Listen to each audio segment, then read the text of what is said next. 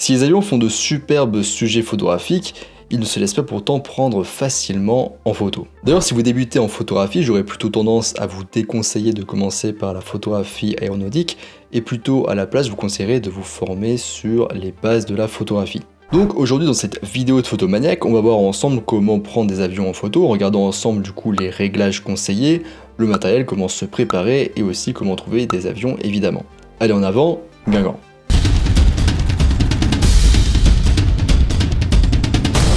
Avant de commencer, je vous rappelle que vous pouvez retrouver l'article beaucoup plus complet sur le même sujet en description, donc sur mon site photomaniac.fr, mais je vous mets aussi le lien en description. Et vous pouvez aussi vous inscrire à ma formation gratuite sur les bases de la photographie en cliquant en haut à droite sur la notification ou en allant dans la description. Là aussi, je vous laisse tous les liens en description. Alors, où trouver des avions à photographier? Alors, principalement à l'aéroport. Si vous prenez l'avion pour le travail ou le plaisir, vous pouvez facilement faire quelques photos pendant les moments d'attente. Et on sait que dans un aéroport, souvent on attend beaucoup et souvent. Vous pouvez notamment prendre des photos intéressantes des rampes et de tous les véhicules de service autour des avions. Vous pouvez aussi également obtenir des photos de décollage et d'atterrissage depuis certains aéroports. Et dans certains grands aéroports, il peut même y avoir des zones dédiées à l'observation des avions. On n'est pas obligé d'aller que dans des grands aéroports, les petits aéroports sont aussi très intéressants. En effet, plus l'aéroport est petit, plus on a des chances d'être proche des avions et donc de l'action, et du coup d'avoir une jolie photo avec un avion qui remplit bien le cadre. Une autre possibilité, c'est aussi les événements aéronautiques, donc ça peut être des meetings, des rassemblements ou des salons de l'aéronautique. C'est sans doute les meilleurs endroits pour être proche des avions, qu'ils soient au sol ou en vol. Et sur le site airpassion.fr, je vous mets le lien en description, vous pouvez retrouver tous les événements aéronautiques mondiaux qui vont se produire en 2022. D'ailleurs, petite remarque, la majorité des avions dans les aéroports sont des avions commerciaux, donc un petit peu standards, alors que les avions qu'on peut retrouver dans les meetings aériens, ils sont beaucoup plus inhabituels et beaucoup plus variés. Donc ça peut être éventuellement un peu plus intéressant si vous cherchez des choses un peu plus bizarres, un peu plus variées. Et au niveau des lieux, enfin on a bien sûr les musées. Donc c'est un petit peu dans la même veine que les meetings aériens, mais c'est un peu plus posé parce que ici les avions ils bougeront jamais. On a par exemple le musée aéronautique d'Oran, donc c'est un tout petit musée que j'ai fait cet été juste en extérieur. On a aussi accès à l'atelier d'ailleurs, enfin en tout cas quand j'y étais. Et c'est pas cher du tout, c'est seulement 3 € par personne. Et la personne qui est là était vraiment super sympa, donc c'est tenu par des passionnés qui sont souvent à la retraite, et du coup sont passionnés d'aviation. On peut aussi avoir par exemple des choses un peu plus grosses comme l'Aéroscopia vers Toulouse. Donc je vais vous donner une petite méthode pour trouver des nids à avions à photographier. Donc vous allez aller sur Google Maps, et vous allez taper par exemple aéroport ou aérodrome, vous faites ce que vous voulez comme recherche, dans la barre du coup de recherche.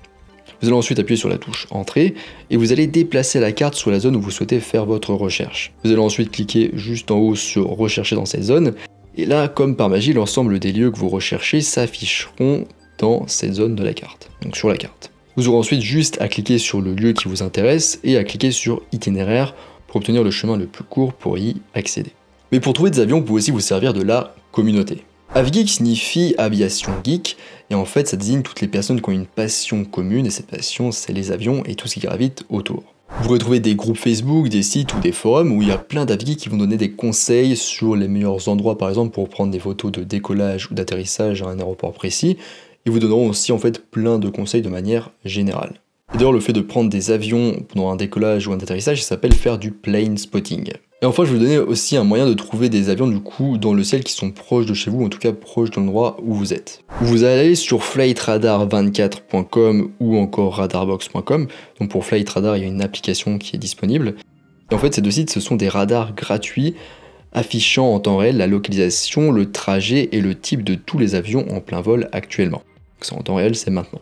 De cette manière, vous pourrez savoir s'il y a un sujet intéressant qui va passer près de chez vous ou près d'un aéroport où vous êtes, d'un aéroport qui n'est pas loin de chez vous. Maintenant, on va voir comment bien se préparer pour réussir ces photos d'avion.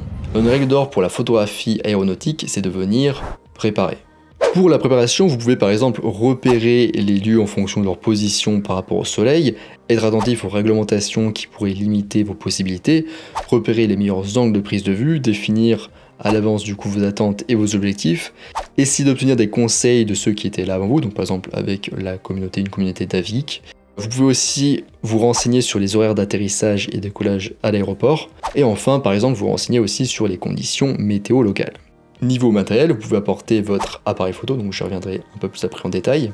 De la crème solaire et un chapeau pour les journées ensoleillées, de quoi manger et boire, des vêtements adéquats en fonction de la météo, des chaussures confortables parce que oui, vous allez beaucoup marcher, des jumelles, éventuellement une radio-scanner, un gilet réfléchissant, votre chaise de camping la plus confortable, des genouillères si vous souhaitez vous agenouiller sur le tarmac pour prendre des photos un petit peu avec des angles différents, et enfin votre carte d'identité, on ne sait jamais en cas de contrôle par la sécurité. Maintenant, de quel matériel photo est-ce que j'ai besoin pour photographier des avions? Donc dans la vidéo, pour pas que ça soit trop long et trop chiant et que je perde trop de gens au visionnage, je vais expliquer ici les grandes lignes pour le matériel, mais si vous souhaitez avoir plus de détails, je vous invite à regarder l'article que je vous laisse en description qui est beaucoup plus détaillé. Alors au niveau du boîtier, les boîtiers à capteur APS-C ont la cote pour ce type de photographie.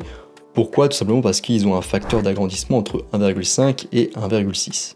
Alors ça veut dire quoi un facteur d'agrandissement? Ça veut dire que par exemple si vous mettez sur un boîtier APS-C avec un facteur d'agrandissement de x1,5, si vous le mettez du coup dessus un objectif 300 mm, vous obtiendrez l'angle de champ d'un objectif 450 mm, donc 300 x 1,5. Donc du coup on est plus proche, optiquement en tout cas parlant, de l'avion. Et ce qui est bien aussi pour les boîtiers, c'est d'avoir un mode rafale du coup avec au moins 7 images par seconde. Parce que du coup pas mal mitrailler les avions qui passent et on espérait avoir parmi les photos mitraillées une bonne photo. Pour les objectifs, on va préférer plutôt des objectifs zoom, donc à distance focale variable. Donc, par exemple ça, vu que je peux changer la distance focale, c'est un objectif qu'on dit zoom. Et donc c'est très pratique pour ce type de photo parce qu'on va pouvoir changer directement très rapidement la taille apparente de l'avion dans le cadre. Donc se rapprocher plus ou moins de manière optique en tout cas de l'avion. D'ailleurs je m'en suis servi cet été parce qu'il y a un incendie pas loin de chez moi avec des canadaires qui sont passés. Peut-être je mettrai quelques photos si je peux, j'espère. Et c'était plutôt pratique. Alors ensuite pour le nombre d'objectifs et la distance focale, tout le monde n'a pas le même avis ni les mêmes préférences. Il y a certains photographes qui aiment n'avoir qu'un seul objectif comme un zoom 100-400 mm ou 80-400 mm. Parce qu'en effet ces zooms ils vont être assez pratiques et vont répondre à 90% de vos besoins en matière de photos d'avion, qu'ils soient aussi bien en vol ou sur la piste. Si le budget est serré, on peut plutôt aller sur un 70-300 mm qui fera très bien l'affaire avec un boîtier à crop factor. Et éventuellement un objectif 55-250 mm, donc comme j'ai là, je peux vous dire que c'était ok, mais ça manquait un petit peu quand même, malgré mon boîtier à crop factor cet été sur les avions, les canadaires. Mais ça peut être déjà un bon début, ou un objectif 80-200 mm, donc ça peut être un bon début pour commencer, pour s'initier à la photographie d'avion. Donc ça peut fonctionner s'ils sont en l'air pas très loin de vous, donc moi c'est un cas particulier, ou même s'ils sont sur les pistes et qu'ils sont relativement proches. Donc vous l'aurez compris, on sera sur des distances focales assez longues, assez allongées, et donc le moindre petit mouvement sera enregistré sous forme de flou de bouger. Donc c'est pour ça qu'il faut impérativement sur le boîtier ou sur l'objectif un système de stabilisation de l'image. Mais les problèmes, les inconvénients des super téléobjectifs, c'est qu'ils sont difficiles à utiliser, comme je vous disais juste avant, pour la stabilité, le flou de bouger. Ils sont chers et lourds. Et donc il y a certains photographes qui sont pas du tout super téléobjectifs, ni même téléobjectifs, et qui préfèrent des objectifs avec des distances focales un peu plus courtes, comme par exemple des 18-135 mm. On a par exemple le 24-105 mm de chez Canon, donc encore plus court que ce que je vous disais juste avant, au niveau de l'écart de distance focale, qui peut très bien fonctionner pour parcourir un salon aérien toute la journée, mais beaucoup moins sur une piste, ni en l'air d'ailleurs, mais pour un salon aérien ça peut très bien suffire. Il y a aussi d'autres photographes qui changent complètement de stratégie, qui préfèrent avoir deux objectifs. Par exemple un super téléobjectif, donc comme un 200-500 mm pour photographier à la clôture et en vol, et un zoom à plage focale un peu plus courte normale, comme un 16-80 mm, 24-70 ou encore 55-200, si les avions roulent proche d'eux, ou pour les avions au sol lors des meetings aériens, ou même pour faire des photographies d'aéroport par exemple. Et ce qui est très important aussi pour les objectifs, c'est d'avoir un autofocus, donc une mise au point automatique très rapide, très réactive. Au niveau des équipements supplémentaires, on peut être intéressé par un trépied ou un monopode, bien qu'en fait on n'ait pas souvent l'occasion d'utiliser un trépied, parce qu'en effet la photographie d'avion c'est très dynamique comme type de photo, vous devrez pivoter votre buste pour suivre les avions, tester différents angles, marcher, vous déplacer, etc. Et donc c'est pas très utilisé un trépied, mais à la limite, un monopode peut ajouter un peu de stabilité à vos photos sans trop amputer votre mobilité. On peut aussi s'équiper d'un pare-soleil contre les reflets du soleil. Au niveau des cartes mémoire, vu qu'on est en prise de vue en mode rafale, les cartes vont très vite se remplir. Pensez bien à choisir une bonne marque pour ne pas perdre toutes vos photos, comme SanDisk ou Lexar. Et aussi choisissez une carte mémoire avec une vitesse d'écriture adaptée pour ne pas brider votre mode rafale. On peut aussi opter pour des batteries supplémentaires pour les longues journées, un kit de nettoyage, un harnais ou une sangle à double appareil photo si vous prenez du coup de boîtiers avec chacun un objectif différent. Maintenant on va voir les réglages pour la photographie d'avion. Donc pour les réglages ça va être assez compliqué parce qu'il y a plein de possibilités en photographie d'avion, ça peut être à l'intérieur, à l'extérieur, ça va dépendre aussi de la météo et aussi de la vitesse de l'avion. Mais je vais essayer de faire de mon mieux, et là aussi pour cette partie j'ai beaucoup plus détaillé, donné beaucoup plus d'informations dans mon article que je vous laisse en description, donc n'hésitez pas à aller voir tout ça si ça vous intéresse. Pour le format de prise de vue, je conseille le format RAW comme d'habitude par défaut, si vous faites du développement. C'est aussi super pratique et super simple de modifier la balance des blancs ensuite en post-traitement, et donc de ne pas se prendre la tête avec ça à la prise de vue. Pour le mode de mesure d'exposition, donc pour la faire courte, il y a plusieurs possibilités, donc soit en fait vous voulez exposer pour l'avion, dans ce cas il faudra adapter la zone d'exposition, enfin où la mesure d'exposition va se faire en fonction de la taille apparente de l'avion. Donc si l'avion il est tout petit, il faudra plutôt prendre par exemple de mesure spot. Si l'avion il est plus grand, on peut prendre du pondéré central dans ce cas. L'autre possibilité c'est qu'il y a des lumières très contrastées sur la scène, donc il y a beaucoup de hautes lumières par exemple, mais aussi des zones plus sombres. Dans ce cas on va plutôt prendre le mode de mesure spot, et on va mesurer pour les hautes lumières. Et enfin, si vous êtes perdu, si vous n'aimez pas trop ce réglage, vous comprenez rien à ce réglage, vous savez pas trop sur quoi régler, ou si vous voulez régler pour du coup exposer l'ensemble de la scène correctement, dans ce cas vous allez prendre un mode de mesure plus large comme le mode matriciel par exemple. Pour les modes de mesure d'exposition concentrés comme le mode spot par exemple, il faudra très probablement bloquer la mesure d'exposition, recadrer et déclencher pour pas que ça se modifie en fait quand on recadre. Pour le mode de mise au point, c'est plutôt simple et logique. Pour les avions en mouvement, donc qui sont en vol, on va plutôt opter pour la mise au point continue. Et pour les avions statiques, on peut opter pour la mise au point unique, donc qui se fait en une seule fois à la demi-pression du déclencheur. Et moi, ce que je vous conseille de manière générale, pour tous les types de photos, c'est d'avoir une combinaison des deux, en mettant en fait la mise au point continue sur un bouton dédié, donc un bouton différent du déclencheur. De cette manière en fait, je sais pas si on va voir ici, mais tant que vous restez appuyé sur le bouton dédié à la mise au point va se faire, et du moment que vous relâchez le bouton, la mise au point va se bloquer. Donc ça permet en fait du coup de jongler entre les deux sans trop de difficultés. Maintenant on passe au temps de pause, donc pour avoir une photo la plus nette possible d'un avion, sans hélice, vous devez choisir un temps de pause assez court, entre 1/500 de seconde et 1 millième de seconde. Et notamment si vous êtes avec un objectif long comme un 300-400 mm. C'est aussi d'ailleurs un bon point de départ pour les avions en vol. Ensuite, ce temps de pause il est ajusté en fonction de la vitesse de l'avion, de votre objectif et des conditions météo. Pour les avions à hélice, visez plutôt entre 1/150 de seconde et 1/25 de seconde, ou éventuellement plus long pour obtenir un bon flou des hélices. Parce qu'en effet, un temps de pause trop court pour les hélices, ça les figerait au niveau de la photo, et ça donnerait du coup l'impression que l'avion est en panne et est sur le point de tomber.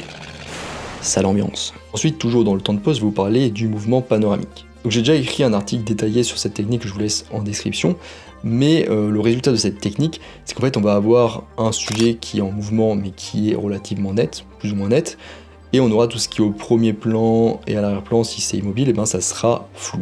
Et donc comment on fait cette technique? Le principe c'est qu'on va se mettre sur un temps de pause un petit peu long, mais pas trop non plus, comme 1/100 de seconde, et puis en fait on va suivre notre sujet comme ceci, et on va prendre en mode rafale tout en suivant comme ça avec une rotation du bassin, et on va suivre notre sujet en mode rafale du coup pour prendre une série de photos.